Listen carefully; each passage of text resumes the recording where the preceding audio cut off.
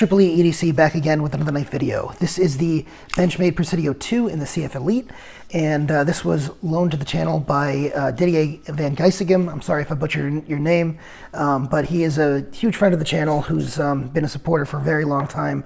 Appreciate you. You're one of the reasons that I'm able to do things like this, review these types of knives, so I definitely appreciate it. Let's go ahead and do some size comparisons real quick. We got the Spyderco Para 2 and Para 3. As you can see, it's got a larger blade than the Para 3 and a similar sized handle, as you can see there. Here is the Benchmade Super Freak and the Benchmade Mini Freak. One of the things you'll notice with this is actually larger, even though this is the Mini Presidio, it's actually larger than the Mini Freak and larger than the Mini Griptilian, which is a huge plus, and we'll get to that a little bit later. Here is the Bugout, Benchmade Bugout, and the Mini Bugout. And as you can see, as far as the Bugout goes, this is actually larger than the Bugout and the Mini Bugout. Okay, and we'll do one last size comparison with the Benchmade Griptilian.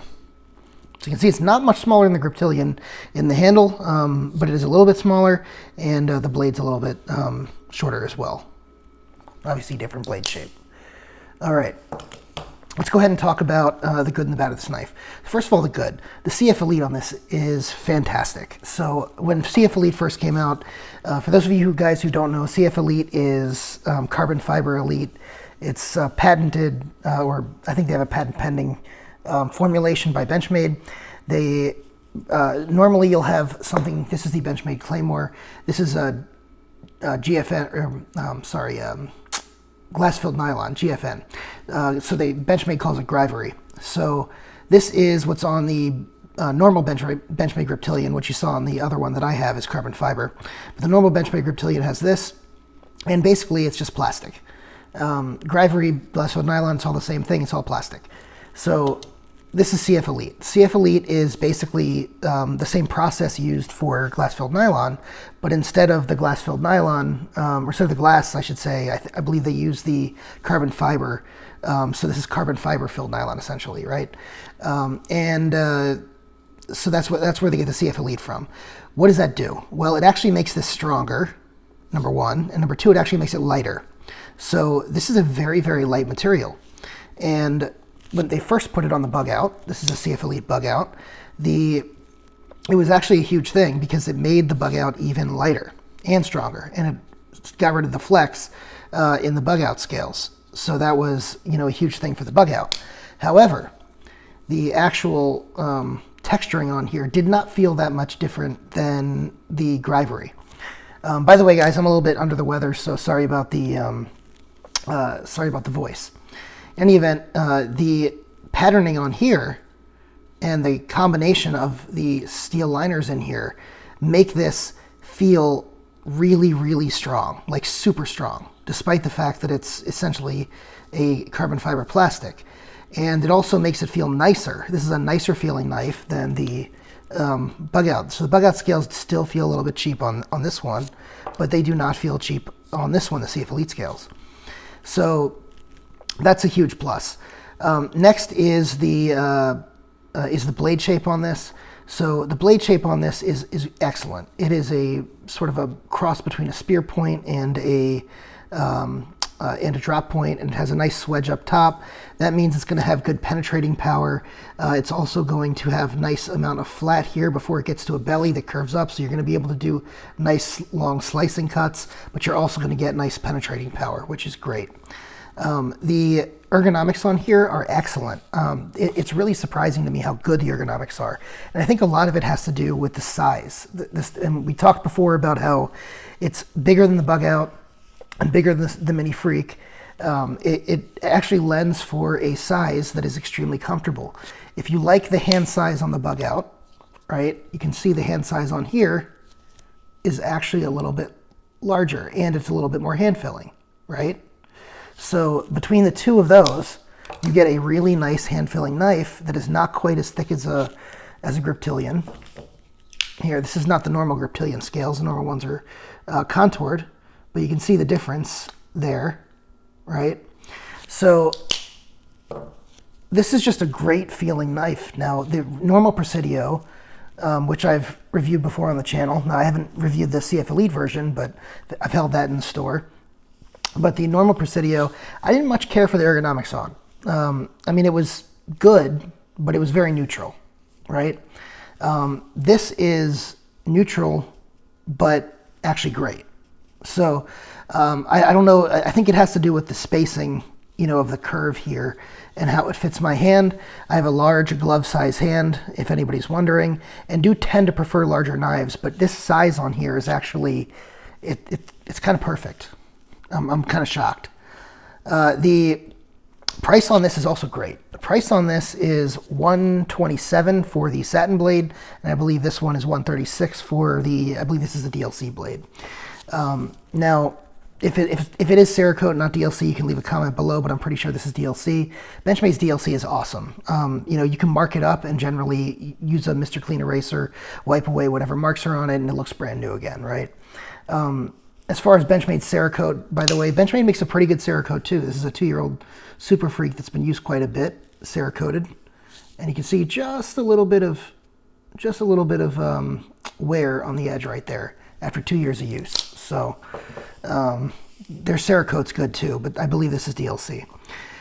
I believe the liners in here are skeletonized. Yes, they are. And this thing is really, really light when you combine that with the CF Elite scales. If you've ever had the original Mini Presidio or the regular Presidio with the aluminum scales, those things are actually pretty heavy. This is really, really light, so I like that a lot.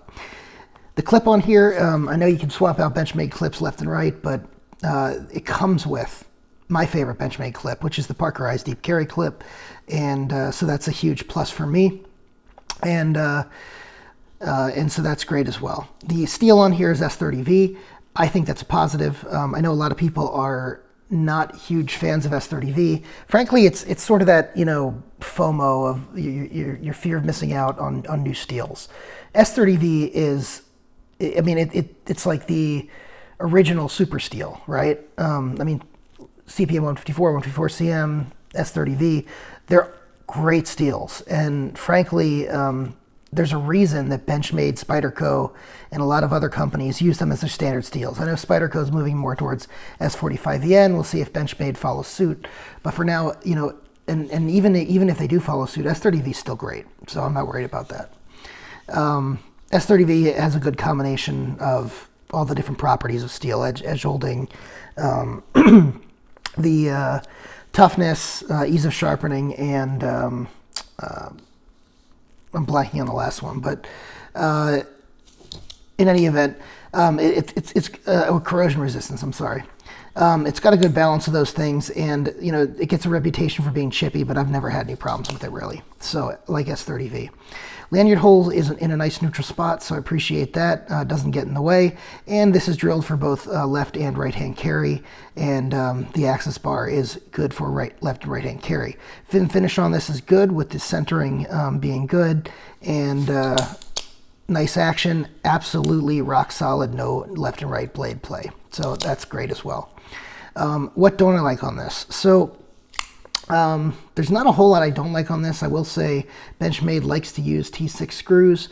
It's T6 on the back here, and then it's T10 on the pivot. T10 is totally fine on the pivot, but I don't like the fact that these screws are T6. Also, Benchmade has a problem with sometimes the screws backing out. You know, the body screws don't always get Loctited, so that can be an issue as well.